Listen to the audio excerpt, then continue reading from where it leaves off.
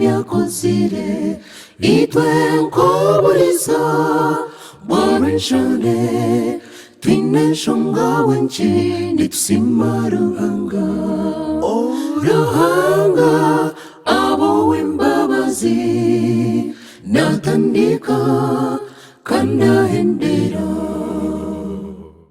twinokwesima twananyuka tusime Yesu awe byakozire itwenko oburiisa bwa rweshanshande twineshonga wenchi nitusima ruhanga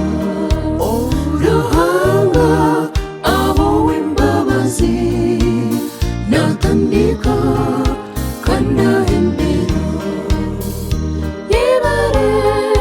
Yesu yebare yebare Yesu kutwijuka itwenka rweshanshande